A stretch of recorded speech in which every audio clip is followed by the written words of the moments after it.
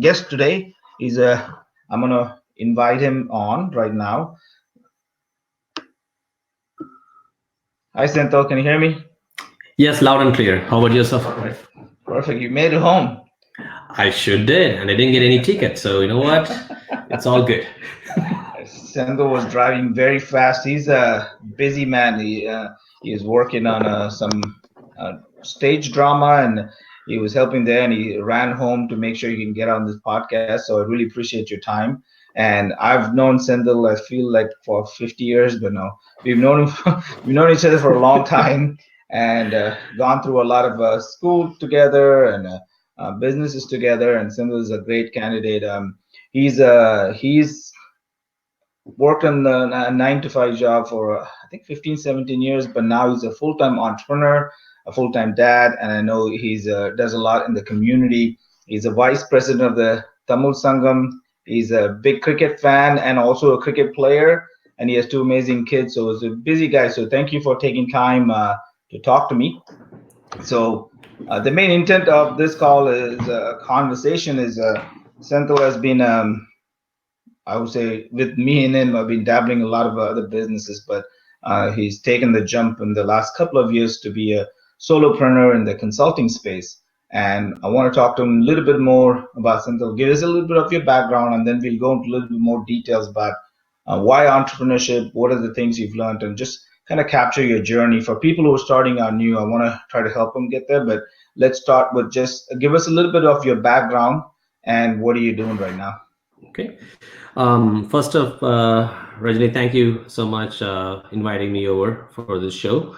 I just it's a great concept, and this is something where people like me who's gone through a journey, starting from way back in India, going through school and whatnot, and then now trying my hand in being a solo entrepreneur.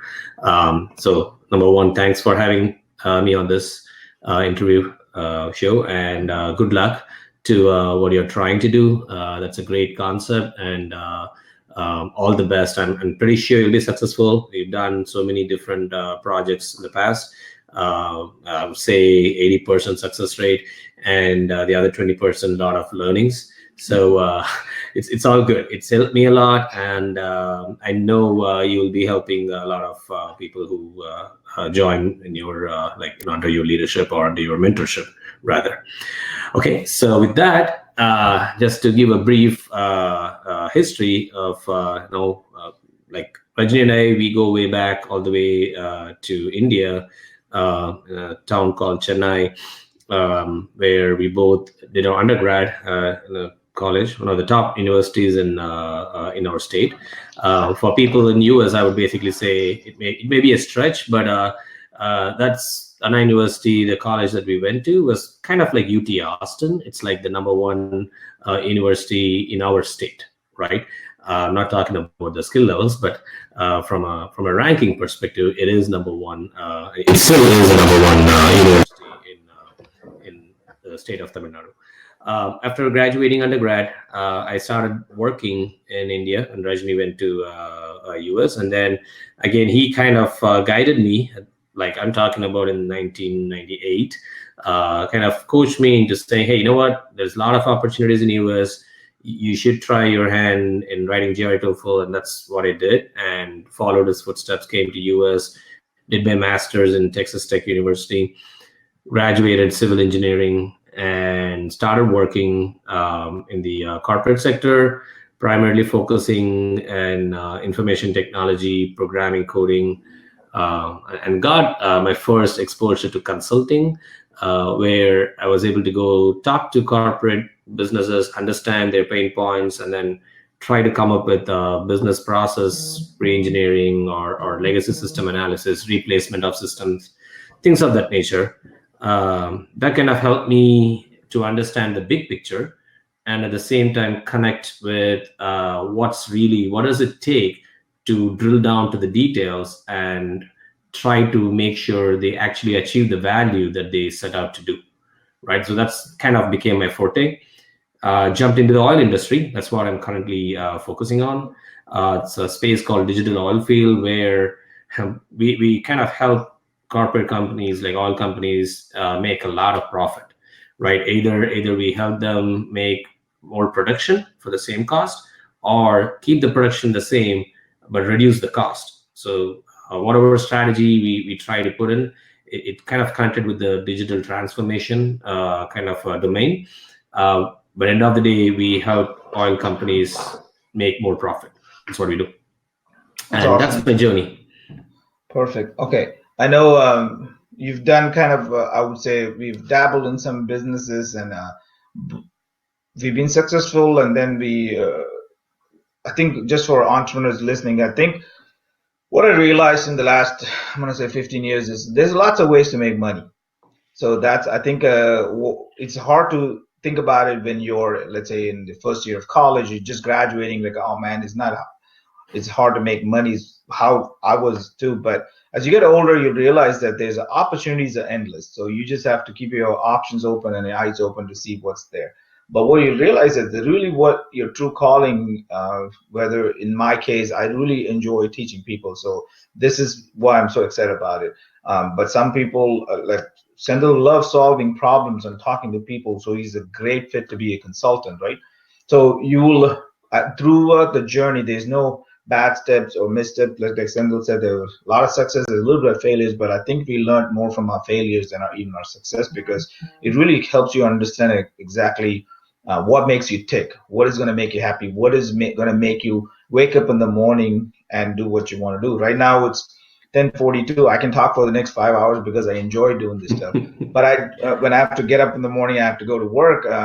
That was a painful experience. So everybody has to go through the experience. There's no shortcut to it, but there are things you can learn from other people's mistakes or steps. So one of my favorite things saying is, smart people learn from their own mistakes. Wise people learn from other people's mistakes. So that's the reason I'm trying to talk to people. So you who are listening can learn from our mistakes or things that went well for us and shortcut your path, or maybe leapfrog a couple of years instead of you taking it 10, 15 years. Maybe you can get there in 2 to 3 years. So, or in this case, it could be even further compressed if you have the right frameworks and the right mentorship to get to where you need to. So those are things I've learned.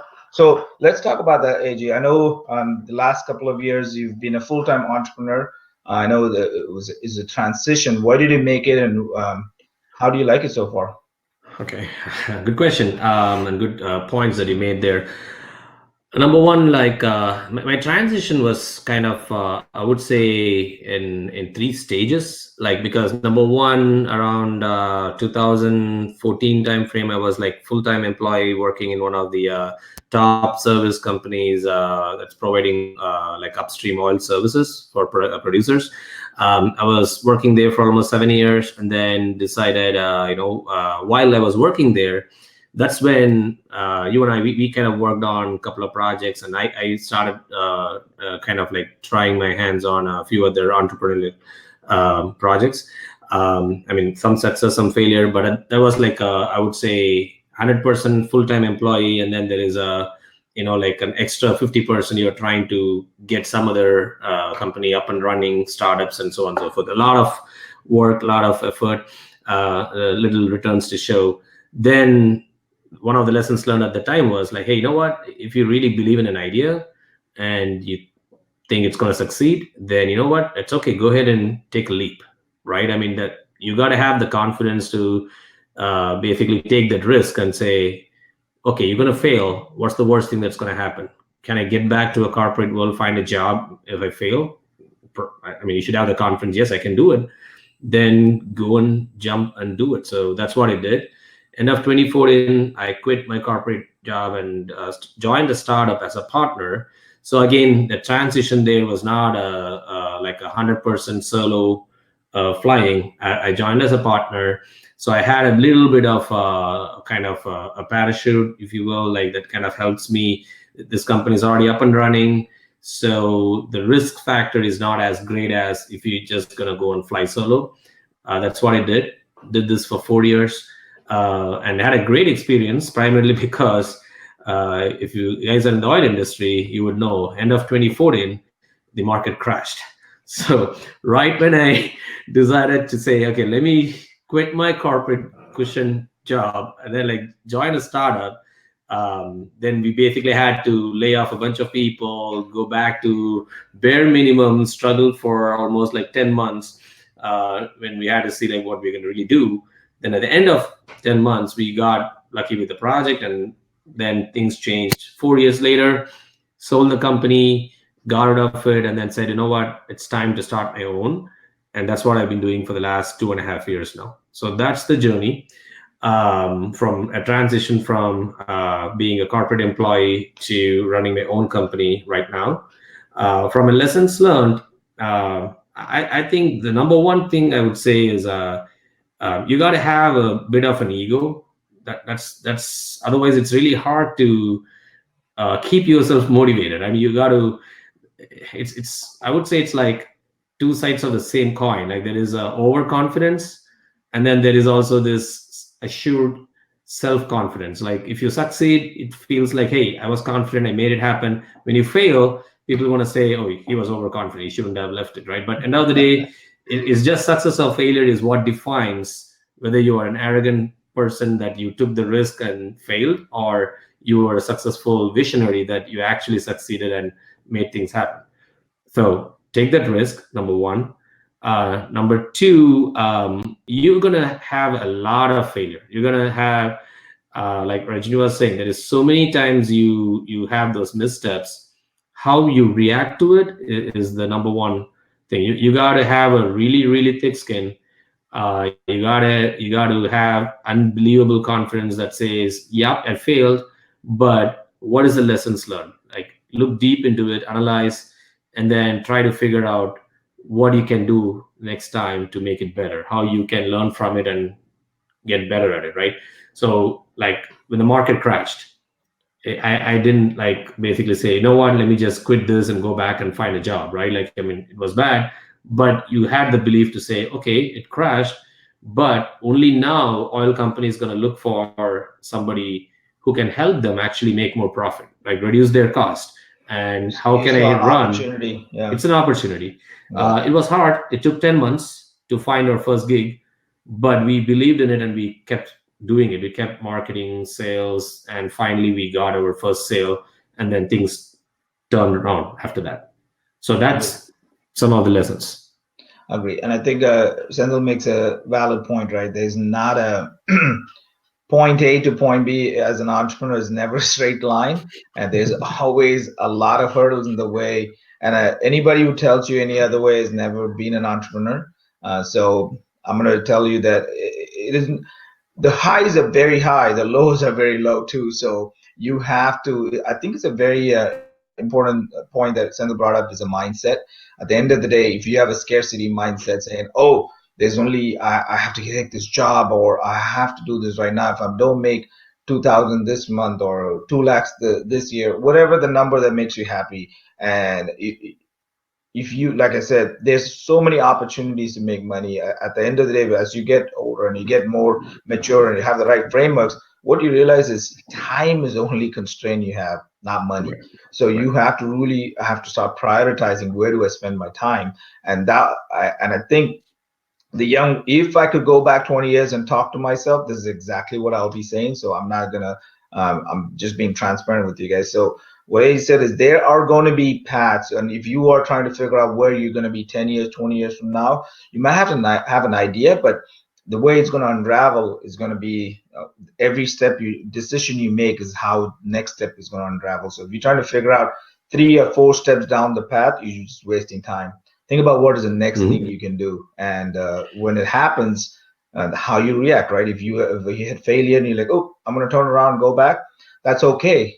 Maybe entrepreneurship is not the right path for you, but being an entrepreneur means, okay, now I've stopped here, so I've failed, but move forward. What can I adjust to move forward? Or is this or do some self evaluation saying, is this the right thing for me? Am I happy doing this? Or should I tweak it? And can you find adjoining opportunities? Because almost Mhm. every big business, whether it's Microsoft, Apple, they didn't start with this vision where they are right now. They had all had different ideas, and they had hurdles along the way that kind of directed them to who they are right now. So like I think I talked about Instagram in a previous podcast. Is Instagram was never a social media. It was a location sharing kind of a app.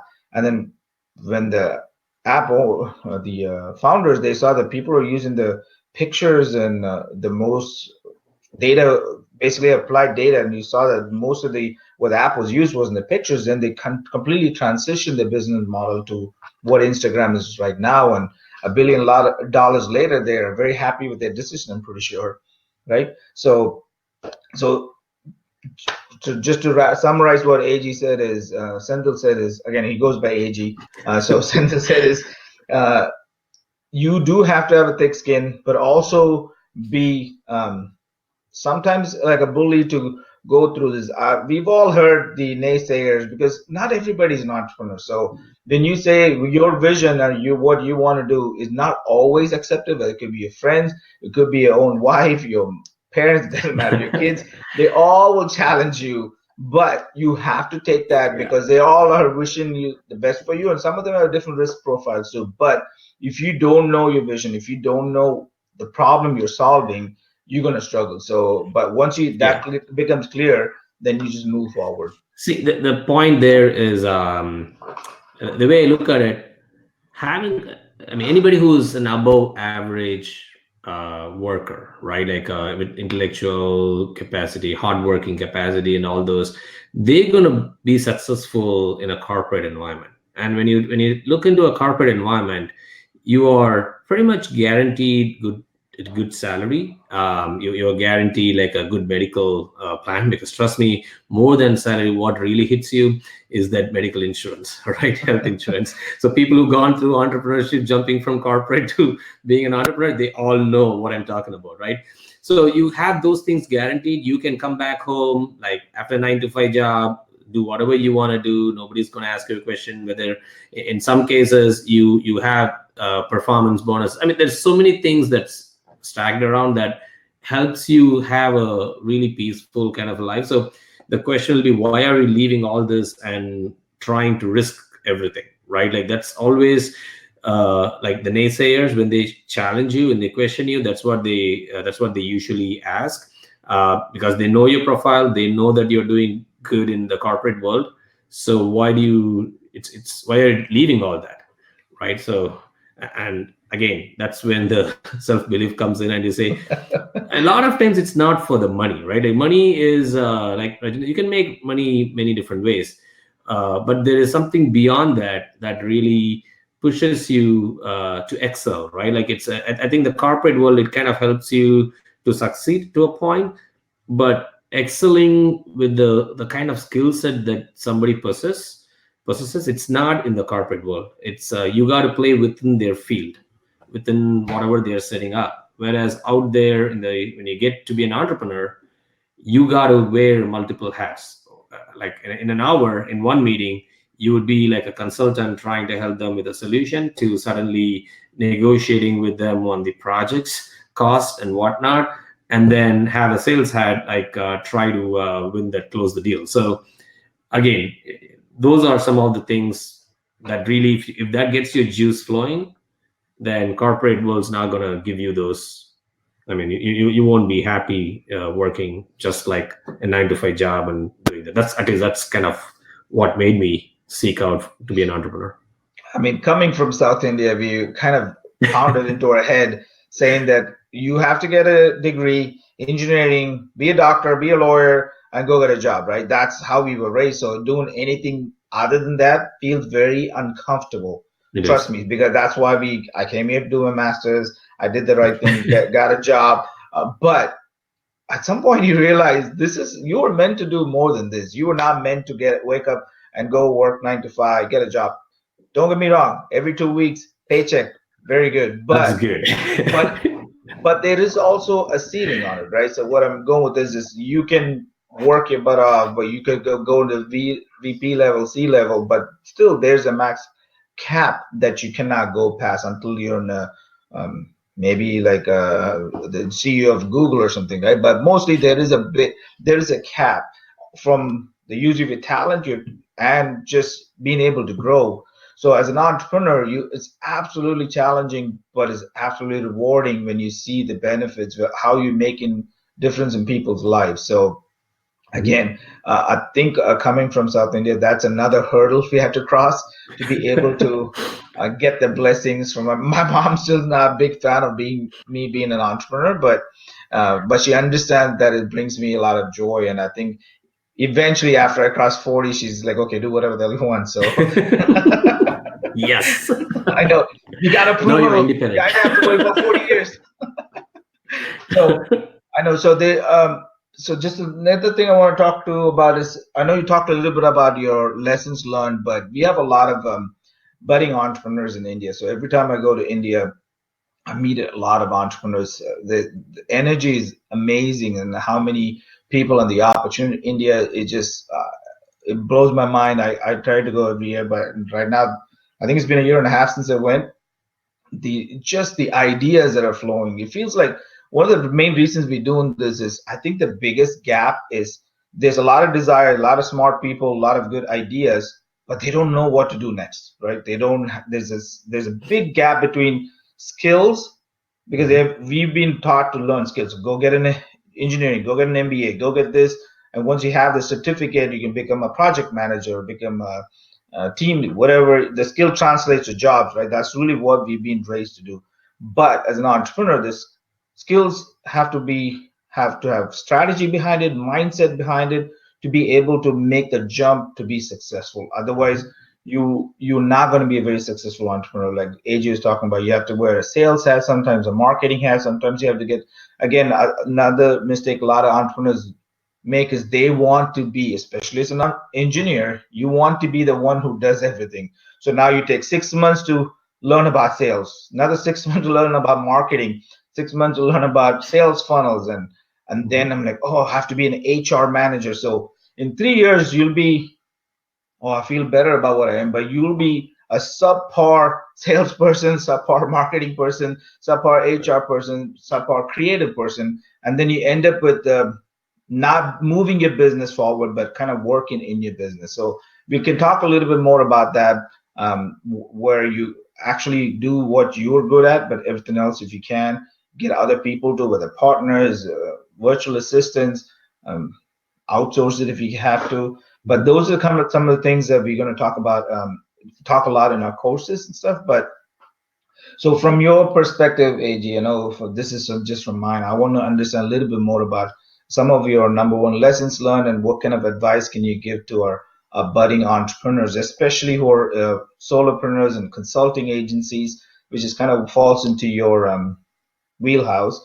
And just give a little bit of ideas about, again, I think they have a vision, but they don't know how to move forward. So what would you tell them?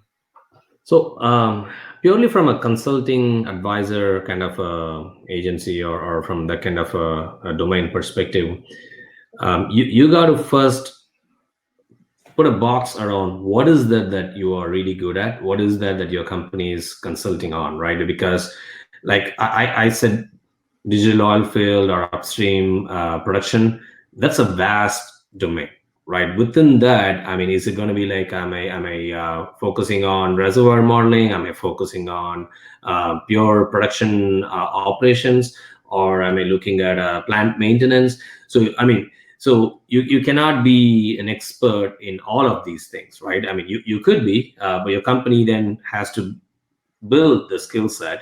So when you go and market it, you need to have credentials to say why you consider you are an expert in that. So number one is identify what is the focal point, right? Like So just to this. summarize it, Yeah, identify a niche in your that you're going after, where correct. you are basically identify a blue ocean, where you are going to be the big fish in that particular sea, instead of you playing like Senthil said. There's a huge digital oil field. It could be wellness, it could be healthcare, it could be wealth, whichever industry you're in. There's a lot of opportunities, but if you don't niche down to a point where you can kind of establish as a market leader, you're gonna have a hard time finding clients. So go ahead, Angie. Exactly, and then as a consulting company, and if you are the leader of the company, then you need to. I mean, from the market perspective, they should actually like consider you as an expert, right? Like so, It's a startup. Nobody's going to know the name of the company. They're not going to open the doors because the company ABC LLC is coming in. It's going to be because, oh, Senthil is actually available to come and talk. All right. So the clients now give you an hour to listen to what you have to say, and then you get in there. You show them this is why you recommend them going in a certain direction, and the kind of benefits they're going to get. And you basically guarantee, hey, I've done this in 20 different places, and I have a solid crew who've been trained by me, and they understand the business. They know what needs to be done. And here's our proposal. And I would say about 75% of the time, we take it to the next level where they at least give us a kind of a pilot project where we can test the waters and show them it's actually possible that they can start making more profits, right? So I think the key is to build that story of why your company is an expert, and here's my experience, and it's all going to revolve around that individual at that point. It's a high risk game at that point, but for a consulting company, you don't have much to lean on, right? You don't have a product. It's purely based on an individual's credential, and then trying to build the entire company based off of that. Agree. And I think that's a very valid point is at the end of the day, your business is not a recognizable brand, but you are the brand of your business. So how do you make yourself an authority figure or a key person of influence? Mm-hmm. And we talk a little bit more about that is like what we're doing right now, this podcast, uh, writing books, writing blogs, doing YouTube videos, whatever you can do. I'm just throwing some suggestions. You guys are thinking about being a consultant. Uh, Imagine you have videos about different things that you can do in the oil field that you are an expert in. And I think Russell Brunson talks about it too. Make a video, one video a day. In 365 days, you'll be considered an expert in the field because you have so much content that you put out.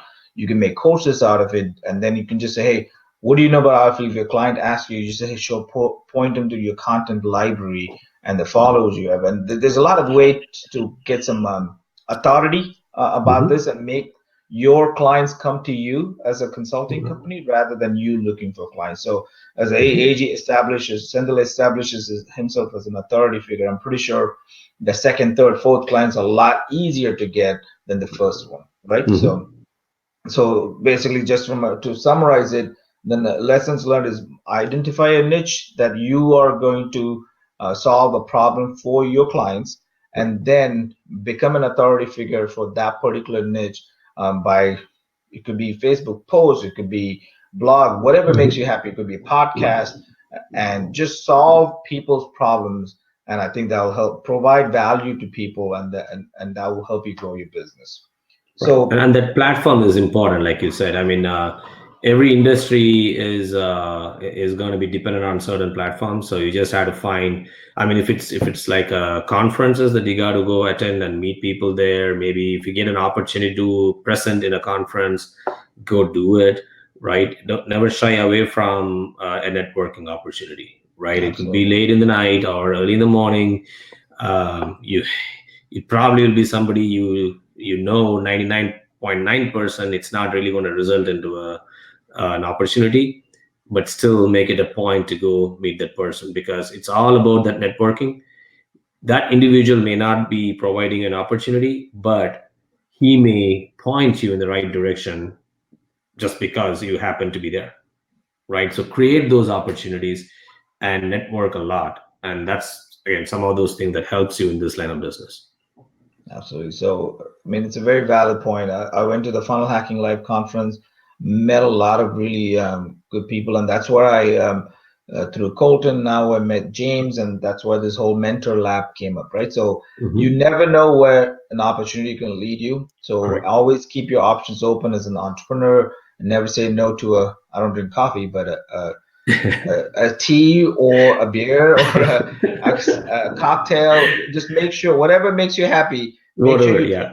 effort to meet people, because you never know what doors that could open for you. And as an Mhm. entrepreneur, it is on you to build your brand and your company. So Just as we're wrapping up, if there's any more advice you have for our entrepreneurs, feel free, or let us know how we can reach you or follow you and see all the good things you're doing. Well, as a parting thing, I would say, again, this is probably really cliched, but the risk that's not taken is the worst risk, right? So go for it, because, I mean, the sooner you try your hands on it, then you can always, if something bad happens, you can recover and get back to a normal place faster. The older you are, then your recovery time is going to be harder. Your risk profile, I mean, for example, if, like Rajni said, 20 years back, when I was like a single guy, if I had to do this again, I could have jumped in and started a company at that time. My risk profile was really, really low. I mean, worst case, I have to support myself. I don't have to worry about feeding my kids or college or anything like that. It's just like 5 years. Let me try this out. Maybe I succeed, maybe I don't, but I have a great experience, lessons learned, and I can use it the rest of my life. But that's not the path I took. So for young entrepreneurs, I would say go and try it. It's only one life to live. Give it a shot, best shot, and 9 out of 10 times you're going to succeed. The 10th time, it's a great experience that's going to come with you for the rest of your life. All right. Absolutely. To follow me, I'm available in LinkedIn. It's a Senthil card. Just look up in LinkedIn and send me a like, if you want to friend me, like, send me a contact through that. Again, you can also follow me in Facebook. Those are the two profiles that I typically keep active. I don't use any other Instagram or any other Web 4.0 kind of Platforms. Okay. platforms. Yeah. Definitely, We'll if you can, I don't know if you can put notes in here, but I'll try to tag you at the post. We'll be posting this on YouTube too. So again, Senthil, thank you for your time. And I know it's well past 11 o'clock now, but we could talk for hours. But I really appreciate your time. And basically, the intent of this was to give our young entrepreneurs a glimpse into what they could do if they set their mind to it and act on it early Right. instead of waiting to be older guys like this. And but what I'm saying is, I'm not saying older people can't be entrepreneurs, but I think there is definite edge by starting early, Right. just because you have more of a runway to fail and recover and do new things, because everything you do is going to open up more opportunities for you. So you could be exponentially, and your trajectory could be much different if you could start earlier on. Right. A lot of successful entrepreneurs have started in their 40s and have been very successful. So, and that's where I think what I've done is getting a mentor has made a big difference. Like AG Senthil said, going to networking events and meeting people have transformed my mindset, my approach to business. And I recommend that everybody do that. Form little brainstorming groups or masterminds and talk among yourselves and help people move forward. And that's why we have this Facebook group. Feel free to post any questions you have for Senthil or me or James.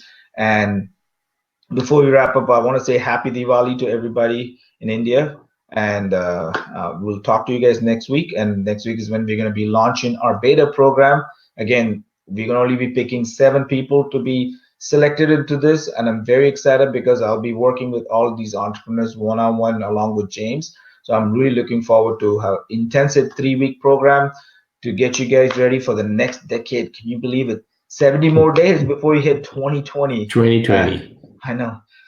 Let's make the next decade the best one ever. So, Senthil, thank you again for your time, and I'll talk to you guys all soon. Thank you very much, and happy Diwali to all the viewers, and for you as well, Rajni. And good luck with your launch next week. I appreciate it. Thank you, Yeah. guys. Thank Bye. you. Bye.